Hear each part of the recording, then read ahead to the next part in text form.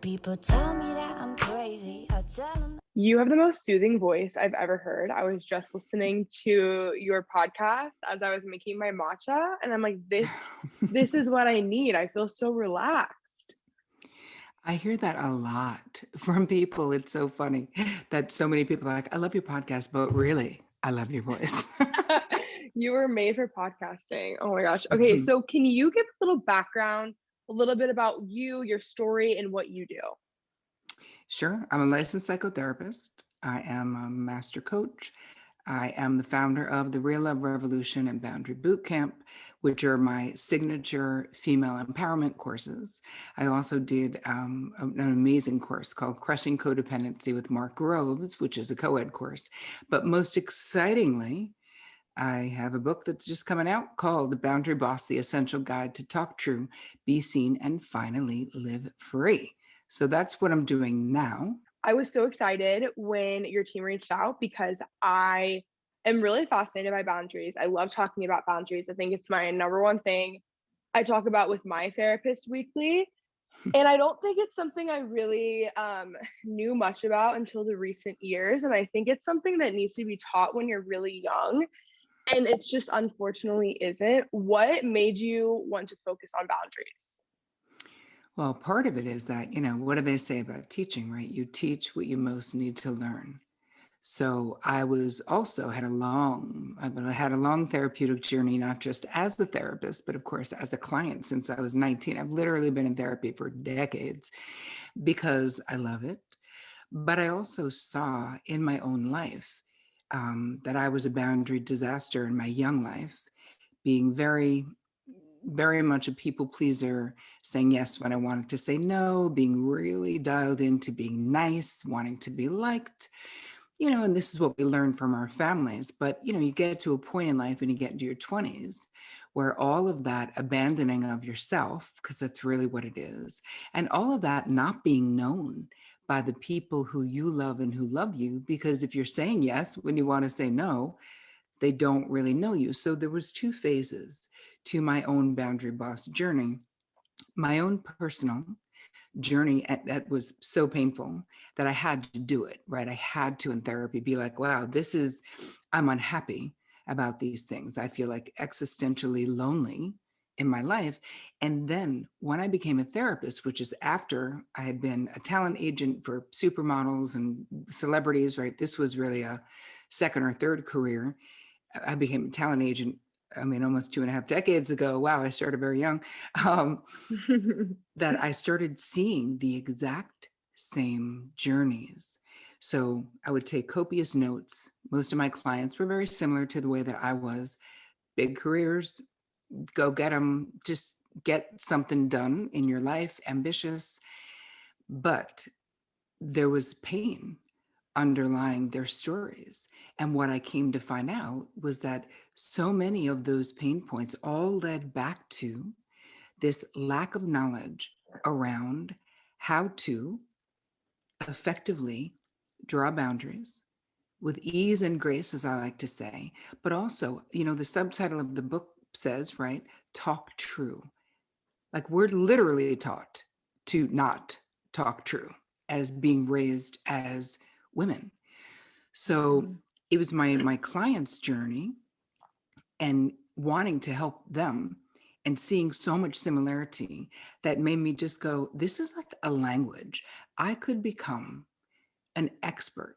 I could become so fluent, and I did, that I could then teach other women in particular. I teach lots of people, but my main audience are women, how to do this in their life, because there's so many myths around boundaries that people think if you have good boundaries, you have to be you have to be mean, you have to be rejecting, you have to be confronting people, which isn't true.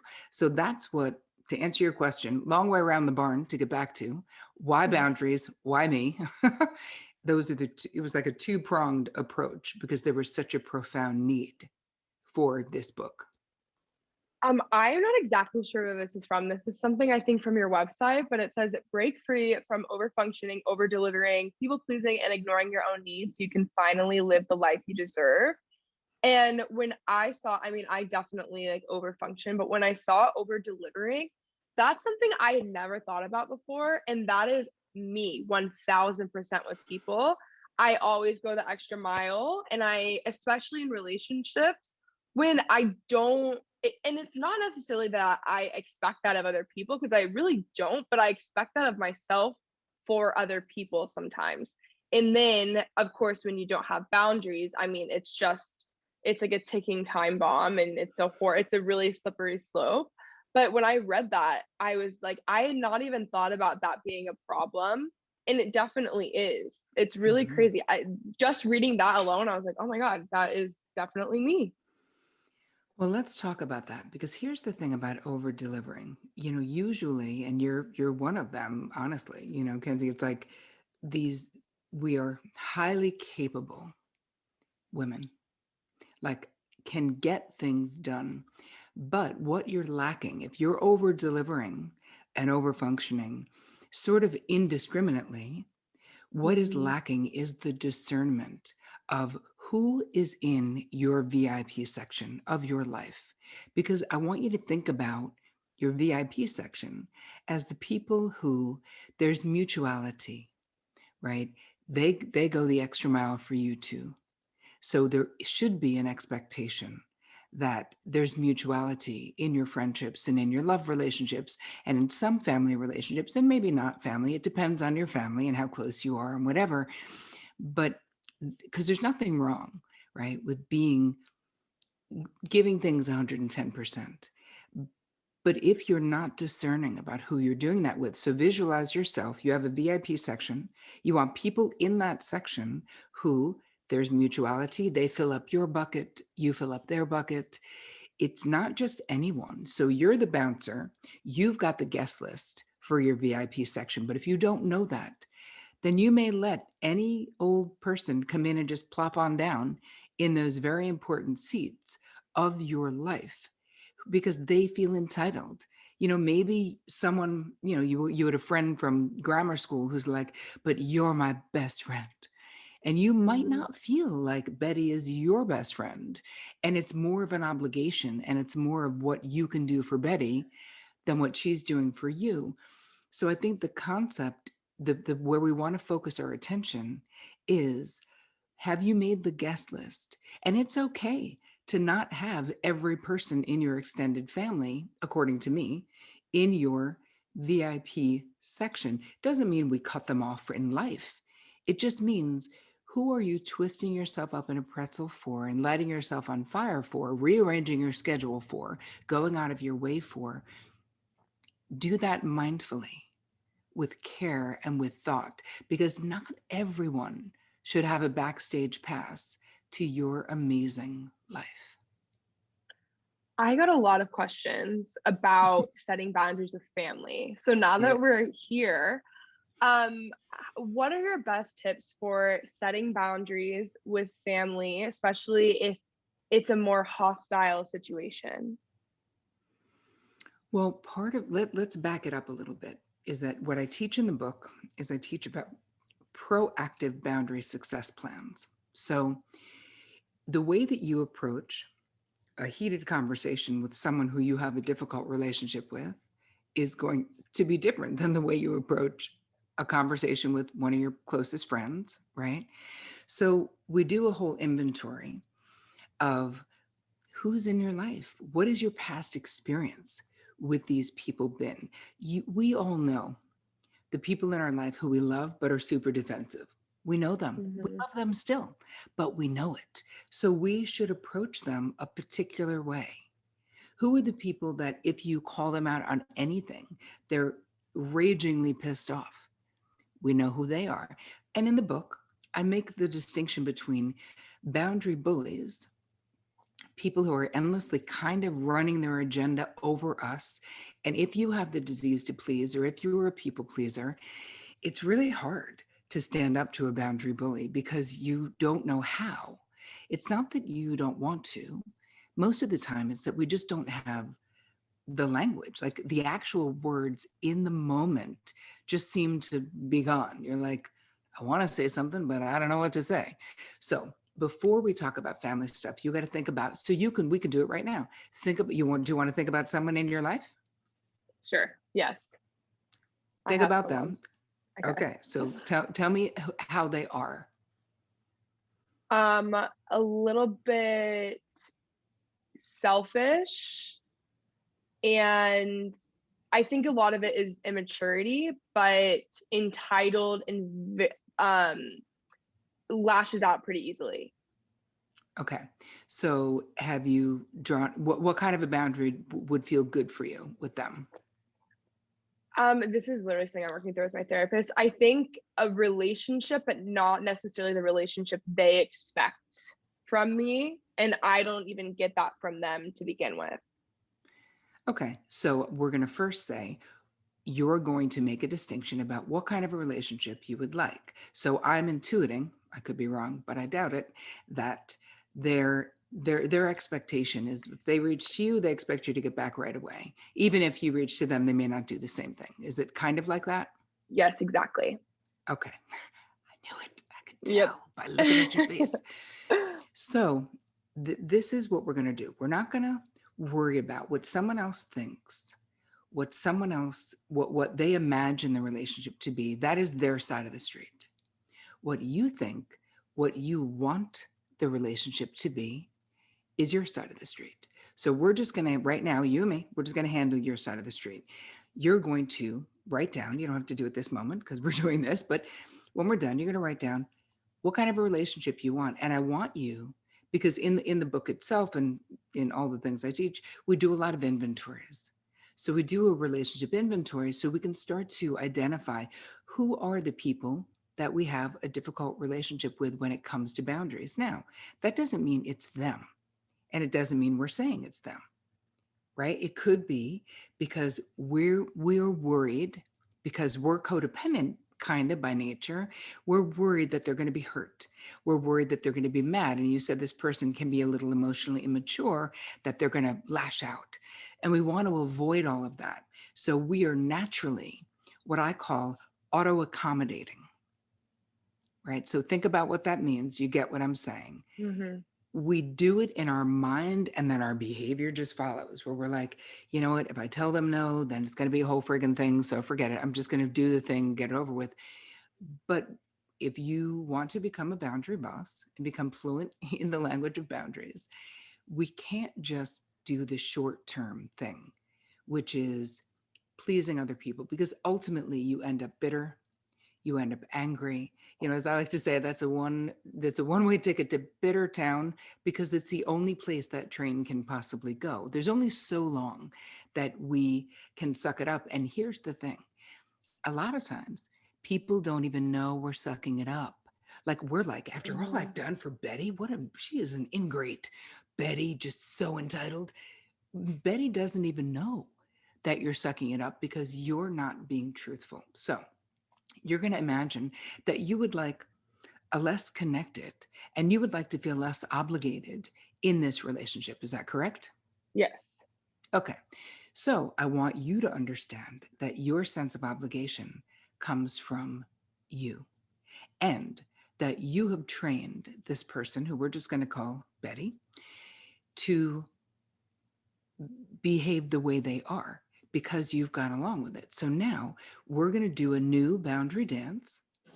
And Betty's going to notice, but we're going to do it baby steps at a time. We don't need to like be going into Betty and being like, there's a new boundary sheriff in town, Betty. Like, that's not necessary, because the truth is, your behavior is the thing that is going to literally show this person how it's going to be. So the next time they get in touch with you, do not get back to them right away.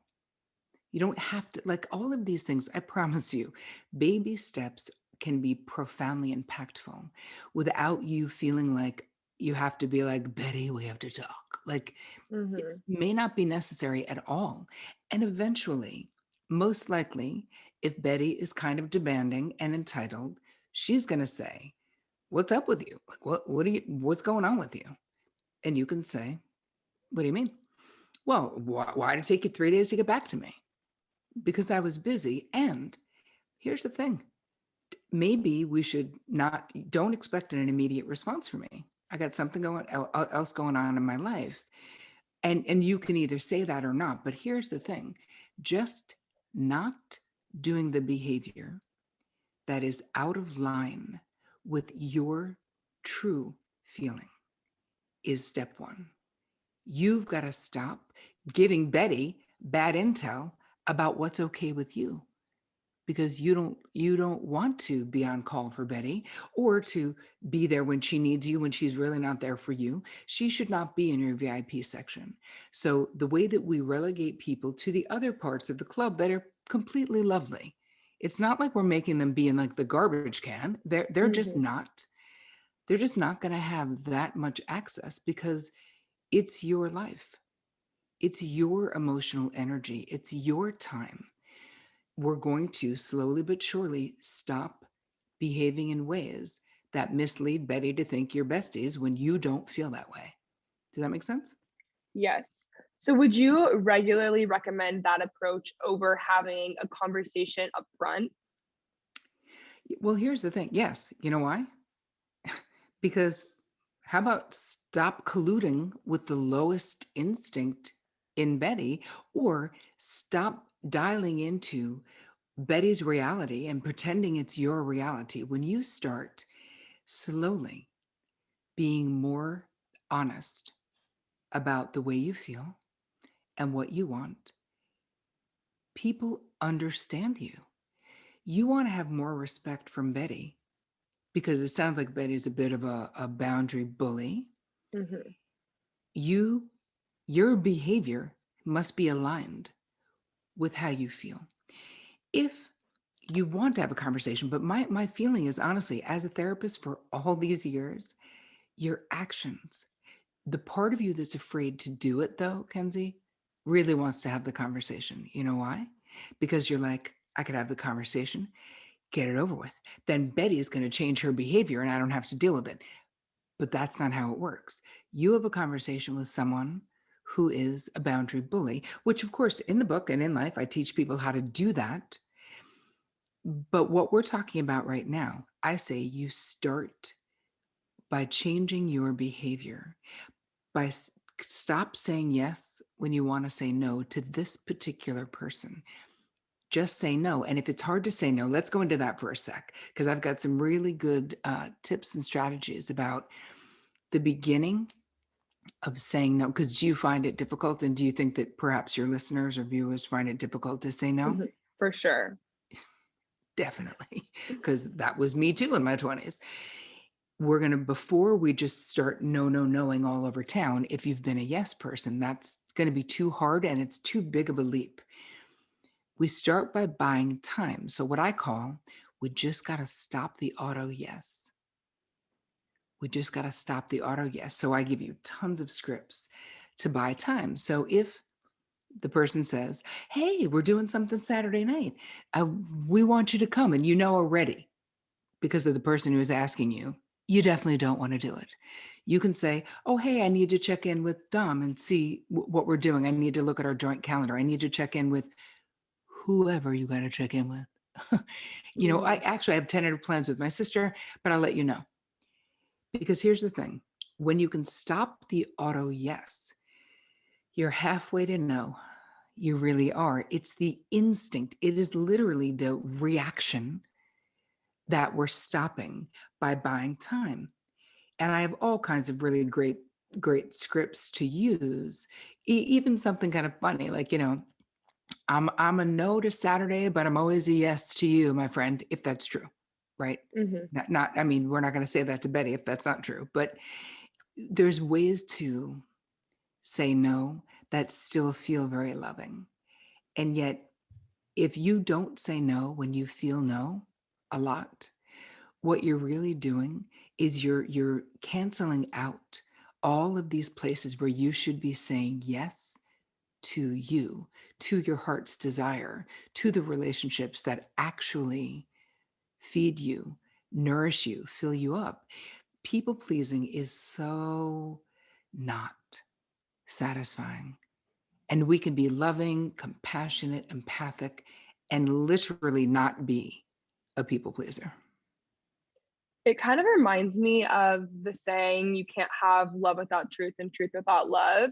as far as, you know, setting boundaries and not enabling someone. Because I think when you let things go on for too long, or when I've noticed I've let things go on for too long in my personal life, I'm noticing like not only did I not set up myself for success, I didn't do that for that person either.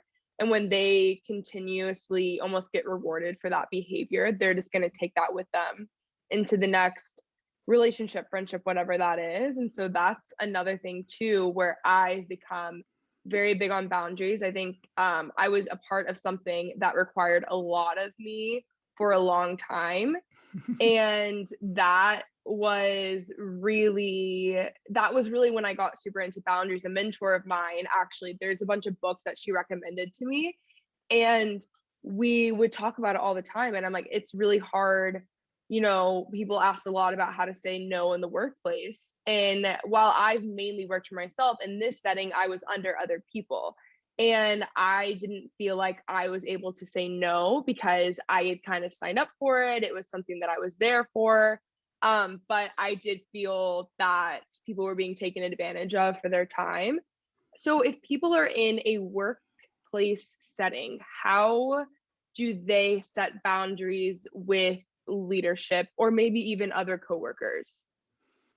Well, part of it is you have to think about it because boundaries don't set themselves. And if you're not conscious, right, the first pillar of, I have 5 pillars of self mastery. The first one is self awareness, because you can't change anything you're in denial of or that you're not consciously aware of. So you have to look and go, okay, something stressful is happening at work. What are the interactions? Who are the players? So you start to go, okay, so I see my immediate superior, let's say, or I work with someone who's always kind of dumping their stuff onto me, asking me to do things that are out of my purview or not my job or their job. But I'm now staying late because I said yes because I couldn't say no. So Mm-hmm. you have to identify. So you do that similar kind of an inventory where you identify like, okay, who are the boundary bullies at this office and how am I dysfunctionally relating to setting limits and talking truthfully? Now, the truth that would be appropriate for you to say to a boss, of course, is not the same truth as a coworker, and it's not the same truth as someone, a personal relationship, and not the same truth as a subordinate. So part of it is you have to understand that there are appropriate ways to interact. And if indeed you agreed to, you sign on for something, be super clear before you get into it as to what the expectations are going to be.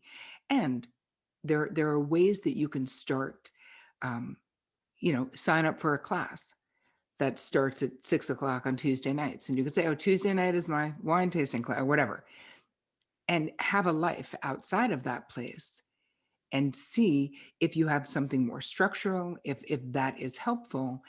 But I think you got to gather information first and then start with the least important people. So I always say we start with lower priority people because it's kind of easier to set a boundary with your mail carrier than it is your boss, right? Or your partner, your lover, your whoever, your significant other, or your best friend. So we start with, so let's say it's a coworker, have it be a coworker maybe that you don't like that much, and start there because we're less impacted if that person doesn't like it. Even though if you have the disease to please, we don't want anyone to be mad, but we really don't want the people in our inner circle to be mad or to reject us. So you start with that and figure out what is the situation. And then you don't want to, you want to be able to handle it amongst yourselves to the best of your ability. But it is important that you understand the rules and regulations of where you work, because there's an HR department for a reason. And there are rules and regulations. So do all of that footwork kind of first, because sometimes it's just a culture that's not going to match with you. If some people work on Wall Street, or some people, even when I was a talent agent, right? People just worked all the time. Like there was no life outside of that life, and that was like normal. People going back to work and being like, I'm working at 9 p.m. If you don't want to be signed on for that, then look at the culture and be like, I don't know that I'm going to change this system.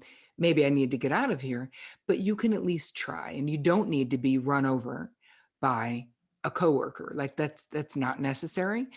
If they say, hey, and again, in the book, I have all kinds of, and I probably have some I can tell you right now on this paper with all my thousands of notes that I said I didn't need. Um, um, so let's say if we're talking about time boundaries, right? Um, and you want to say no to something, you can always start with thanks for thinking of me, but I can't make it at this time, right? When we were talking about before, like how to say no to people. I can't come to the event this weekend, right? Um, or I can come and only stay for an hour. You tell the people, you say to the person you work with, actually, I don't have the bandwidth to take that on for you as I have done in the past. And you don't really apologize because it's not your job, but you can say, but good luck.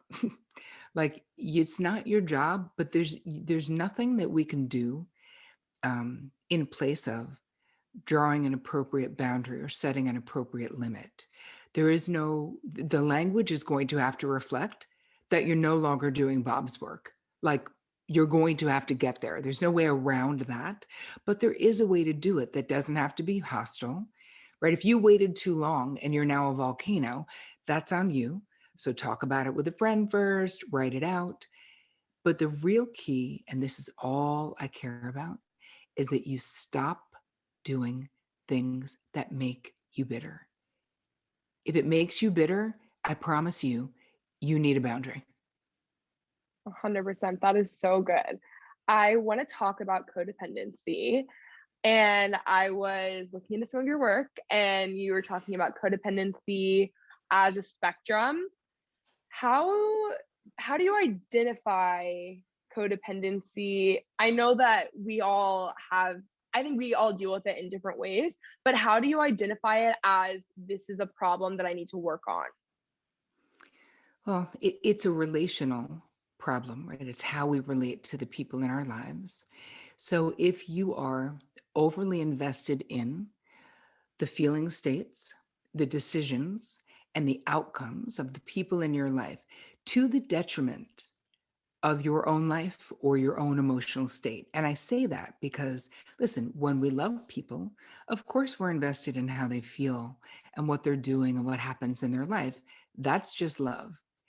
But if we do it to the point where it's detrimental to our own life, if we give our advice, they didn't even ask us, but we're endlessly giving advice and fixing people, that's another codependent trait. And then we're like pissed because they didn't take our advice. That's a codependent trait.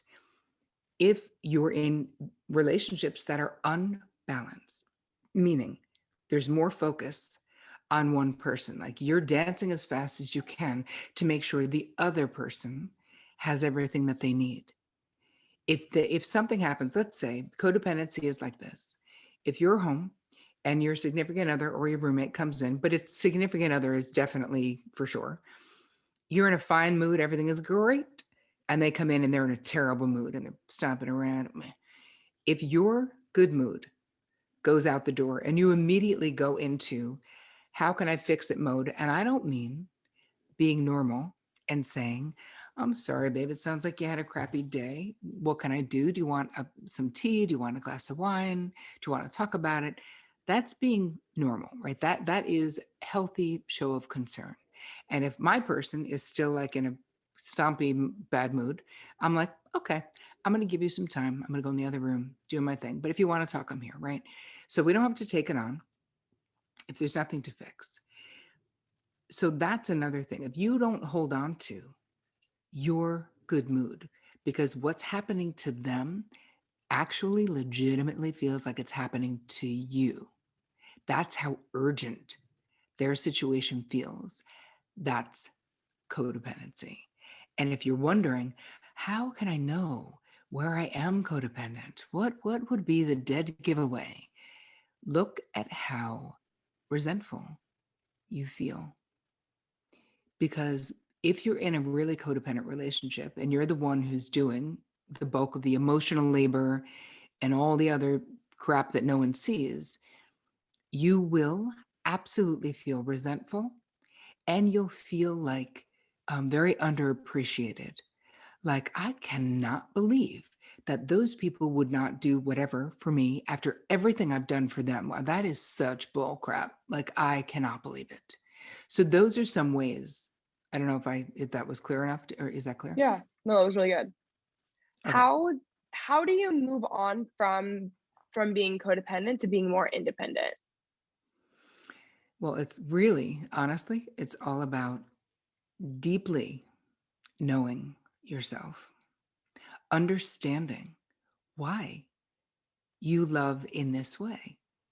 I mean, it's dysfunctional, but it doesn't mean anything like something's monumentally broken in you. And especially as women, we're literally raised and praised to be self-abandoning codependents. Literally, not kidding. Like, 100%. Yes. actually, there's like a Mhm. manual that's like, the more selfless you are, the more of a woman you are, the better you are. 100%. And that's all BS. And it isn't true. And we're human. And to be the full expression of yourself, to be self-determined, you must know who you are. You cannot get your identity by having it reflected back to you from others. We must be sovereign, right? We must be able to assert ourselves. And I love passionately, and I love so many people. It's crazy, like how many female friendships I have in my life, and I've been with my husband almost 25 years. Like, you can love like a pro and not be actively codependent. So I think that there's an illusion sometimes where you're like, I don't know, at least this was me. I'm just a giver. I'm just generous like that. I just care so much. But I did not know until I was in therapy in my 20s, and someone in my life who I loved very much, but was just a hot dumpster fire all the time. Just the life, the train wreck of a life that I was endlessly trying to be like, I'm going to save her, and I'm going to pay for this, and I'm going to send her to school, and I'm going to whatever I'm going to do. And my therapist was like, let me ask you something. What makes you think you know what Jenna should be doing? And I'm like, what do you mean? I think we can all agree that she shouldn't be in this crappy, abusive relationship with this alcoholic. I don't know. Can we agree on that? And she's like, no, because you know why? I'm not God. How do you know what lessons she's supposed to learn in this life? You don't. She's like, the truth is her mess of a life makes you extremely uncomfortable and puts you in pain. So, Tara, what you really want is you want your pain to end. And I was like, oh my God, that's the worst thing I've ever heard. And then she goes on to say, I was like, wait, so if I don't save her from herself, am I not a terrible friend? And she's like, dude, it's not even possible for you to do. That's all an illusion of control that you have. How about have respect for your friend? Support her in a real way. Like, I love you and I know you'll figure it out, because P.S., you're the only one who can. If you Mhm. don't want to have her in your life because she's in an abusive relationship, which that was my big thing. Like, I couldn't listen to her continue talking about someone being physically abusive. Then I finally had to draw a boundary with her that said, if you ever want help and you're ready to get out of this, I'm definitely your gal. But until then, I need to distance myself from you because I love you, but it's too painful. And I can't talk about the same thing. We've been talking about this for 4 years. This person has been like this since the second you met them. Why are you surprised when they act like an idiot, when they're abusive, when they're mean to you? You're not going to believe what they did. No, you're the only person not believing it. I believed it from day one and was terrified that you were going to stay with them. And actually, only 9 months later, she came to me and was like, hi, I'm ready to get out. Want to help? And she's been out and sober ever since. And that was many moons ago. So, Wow, that's an incredible story, especially what your therapist said to you. That's not, I think we put so much pressure on ourselves, especially as women, like we were saying, to almost save everyone and take care of everyone in our lives. And it's just not our jobs at the end of the day, and it's also not what's best for the other person involved, the third party. It's a totally different way of thinking, but I think that's, I don't know, that's really incredible. I want to talk a little bit about the mother wound with you. I Sure. got a lot of questions about this in my Instagram ask box, and I was listening to your podcast or one of your podcasts on it.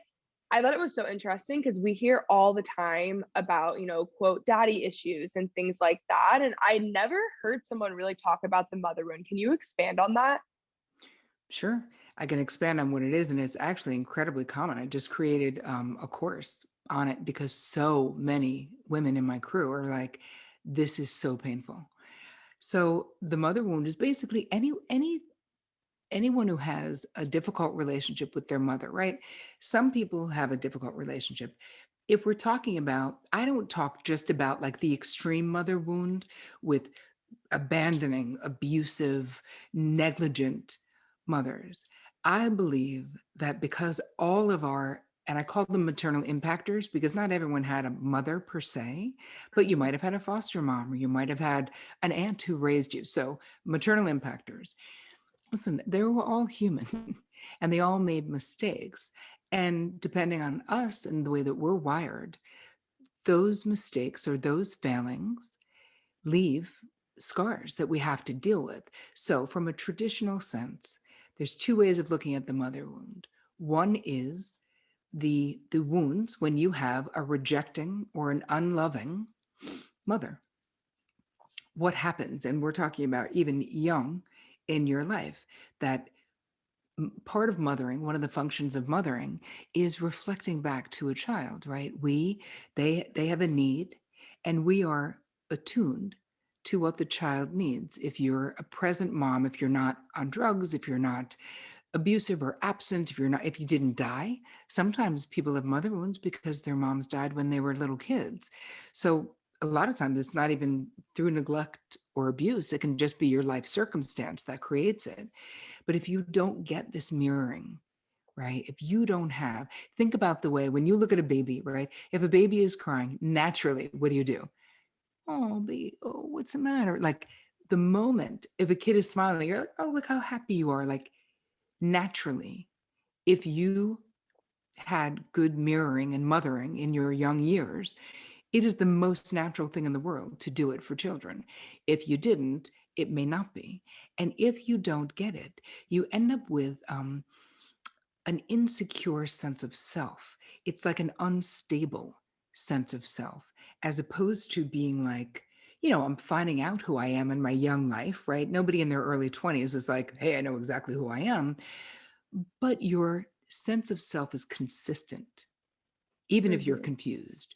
Your sense of being valuable in some way, if you were well loved as a small child and in your childhood, you have some idea that you have inherent worth.